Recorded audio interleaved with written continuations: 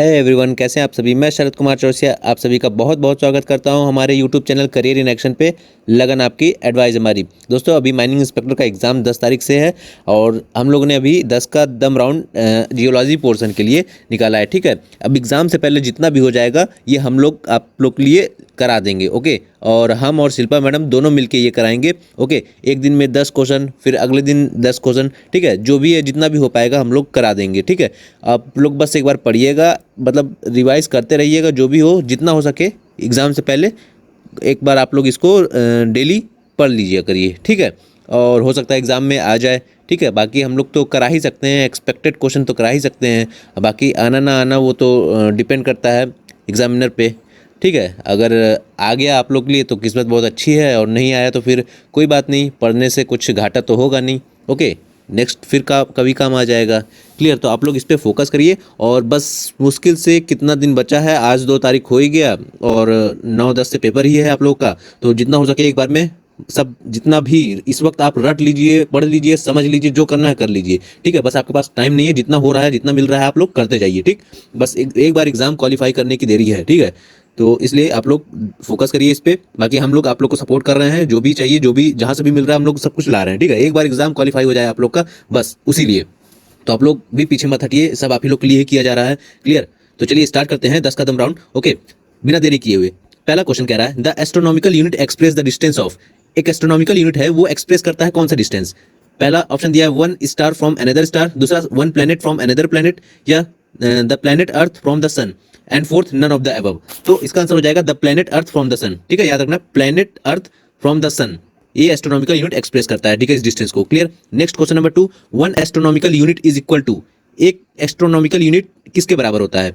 तो यहाँ पे ऑप्शन दिया है 149.6 मिलियन किलोमीटर, या 249.6, या फिर 349.6 मिलियन, या फिर 420.6 मिलियन किलोमीटर। तो दोस्तों याद रखिएगा, 1 एस्ट्रोनॉमिकल यूनिट जो होता है 149.6 मिलियन किलोमीटर के बराबर होता है। ठीक, याद रखिएगा, एक बार आप अच्छे से देख लेंगे, दिमाग लगा के समझ लेंगे तो ये आपके लिए हमेशा याद हो जाएगा। ठीक है, बस फोकस करिए, जो पढ़ा रहा हूँ उस पर, वर्डिंग्स पे ध्यान दीजिए। ठीक है, आप लोगों को खुद ही याद हो जाएगा। फिर चलिए नेक्स्ट क्वेश्चन की तरफ बढ़ते हैं। नेक्स्ट क्वेश्चन क्या कह रहा है, क्वेश्चन नंबर 3 कह रहा है, द मोहर ओविसिक discontinuity demarcates.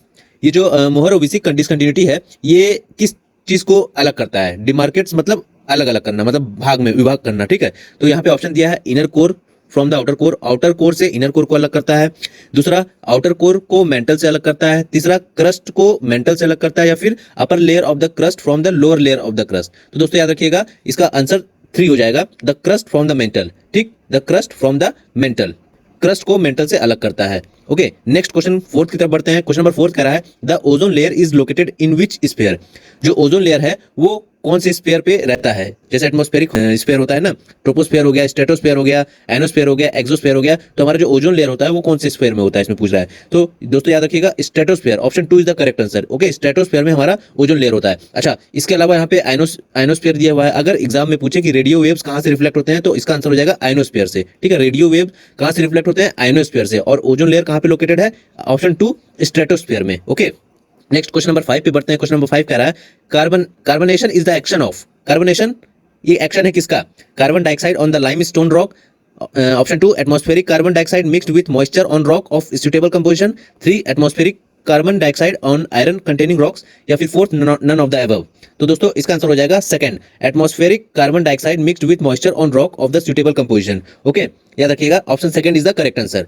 Next question number 6 की तरफ बढ़ते हैं। क्वेश्चन नंबर 6 कह रहा है, soil profile indicates. Soil profile क्या इंडिकेट करता है। Option 1, the slope of an area as measured on the surface. Option 2, the composition of the top layer of the soil in an area.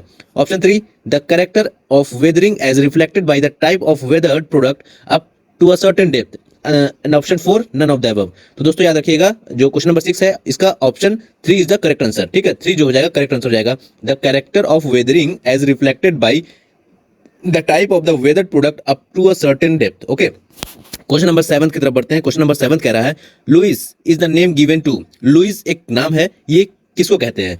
पहला, heaps of sand accumulated in and around a town due to wind transport. दूसरा, extensive deposit of silt and clay made by the wind in many areas over the years. और option 3, a depression in a desert where groundwater has appeared due to excessive erosion, and fourth, none of the above। तो दोस्तों इसका answer याद रखिएगा, option number 2, extensive deposit of silt and clay made by wind in many areas over the year. Extensive deposit हो जाता है, मतलब जो सिल्ट और क्ले होता है वो जमा होते होते जो एक पहाड़ टाइप में बन जाता है ना, उसको ये लुईस इश्यू कहते हैं। ठीक है, ये विंड के द्वारा बहुत सारे एरिया में बहुत पुराने मतलब ओवर द ईयर्स से जमते ये मतलब एक जगह इकट्ठा होते होते एक पहाड़ टाइप का फॉर्मेशन कर लेता है। ठीक है, तो उसको लुईस कहते हैं। ठीक है, अच्छा इसके अलावा 10% जो अर्थ है ना वो कवर्ड है इसी लुईस पार्ट से। ठीक है, 10% जो अर्थ का है वो लुईस पार्ट से कवर्ड है। क्लियर। नेक्स्ट क्वेश्चन 8 की तरफ बढ़ते हैं। 8 कह रहा है base level of river erosion means, जो बेस लेवल है रिवर इरोजन का वो क्या है। तो यहाँ पे ऑप्शन दिया है the lowest level of a river valley in a given region, second the lowest level up to which a stream can theoretically cut down its channel, and 3 the capacity of a river to erode it base, and 4 none of the above. तो दोस्तों याद रखिएगा option number 2 correct हो जाएगा इसका, the lowest level up to which stream can theoretically cut down its channel. वो lowest level stream का जहां पे वो अपना जो चैनल है वहां पे कट डाउन कर देता है। ठीक है, मतलब वहां से अलग हो जाता है। ठीक, उस लेवल को हम लोग कहते हैं base level of the river erosion. Okay, और क्वेश्चन नंबर 9 की तरफ बढ़ते हैं। क्वेश्चन नंबर 9 कह रहा है saltation is a term used for expressing. Saltation एक टर्म है, ये किसको एक्सप्रेस करने के लिए यूज होता है ये वर्ड। पहला ऑप्शन है a method of sediment transport by wind and water in a series of jumps और in skidding and sliding manner. दूसरा a method of sediment transport in which load is transported in a dissolved salt form. तीसरा a process of formation of salt by evaporation of river water, and fourth none of the above condition. तो दोस्तों इसका answer हो जाएगा पहला correct answer होगा अ method of sediment transport by wind and water in a series of jumps और इन अ skidding and sliding manner. एक method होता है जो जिससे कि सेडिमेंट ट्रांसपोर्ट मतलब होता है वाटर के थ्रू या विंड के थ्रू। आप अगर जैसे एग्जांपल में बता दे रहा हूँ उसका, आप लोग देखे होंगे अगर पानी का बहाव होता है। ठीक है, पानी के बहाव में बीच में कोई अगर बड़ा सा रॉक आ जाता है तो जब पानी उससे टकराता है ना तो जो वो जंप करता है, पानी वहां से टकराने के बाद आगे ही जंप करता है, तो इसी चीज को ये कहा जा रहा है यहाँ पे। ठीक है, water in a series of jumps और in skidding and sliding manner. ठीक है, तो ये सॉल्टेशन इसी को एक्सप्रेस करने के लिए यूज होता है ये वर्ड। ठीक, नेक्स्ट लास्ट क्वेश्चन की तरफ बढ़ते हैं। लास्ट क्वेश्चन क्या कह रहा है incised meanders developed in. Incised meanders जो होता है डेवलप्ड होता है कहाँ पे। पहला mountainous region of youthful river, दूसरा the flood plain area of mature river, या तीसरा the deltaic region of the old age river, या फिर fourth none of the above condition.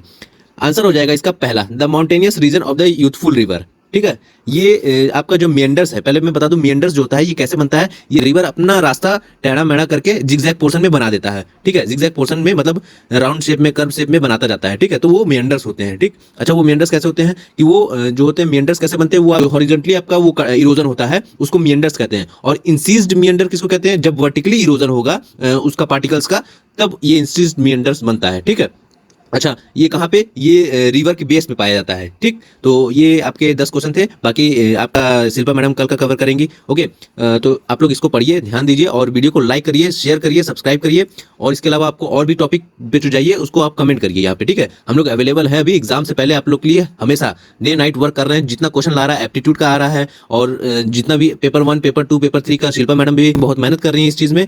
जितना क्वेश्चन हम लोग जहां से भी हो पा रहा है वहां से आप लोग ला रहे हैं। ठीक है, तो आप लोग प्लीज सपोर्ट करिए और पढ़ाई करिए। ठीक है, बस एक बार एग्जाम आप लोग को क्लियर करना है, उसके बाद तो लाइफ सेटल है आप लोग की। ठीक, बस ध्यान से पढ़ लीजिए एक बार। ठीक है, ये एकदम आखिरी बार है। ठीक है, बस किसी भी तरह क्लियर कर लीजिए। एक नाम जब आएगा ना आपका लिस्ट में, तब आप लोग को देखिए कितनी खुशी होगी उस वक्त। ठीक है, वो खुशी मतलब किसी से कम नहीं होती है, उस वक्त कुछ दिखता नहीं है। जब लिस्ट में नाम आता है ना तब समझ में आता है कि भाई हमारा मेहनत कितना सफल हुआ। ठीक, तो आप लोग बस पढ़ाई करिए और लगे रहिए जी जान से। मुश्किल से 8 दिन की बात है, 8 दिन में आप लोग इतना भी कर सकते हैं कि लिस्ट में नाम आ जाए। ठीक है, बाकी ऊपर वाले के ऊपर छोड़ दीजिए और क्या, अपना पढ़ाई करते रहिए। ठीक है, बाकी हम लोग मिलते हैं नेक्स्ट सीजन पे। अपना ख्याल रखिए, धन्यवाद, जय हिंद, जय भारत।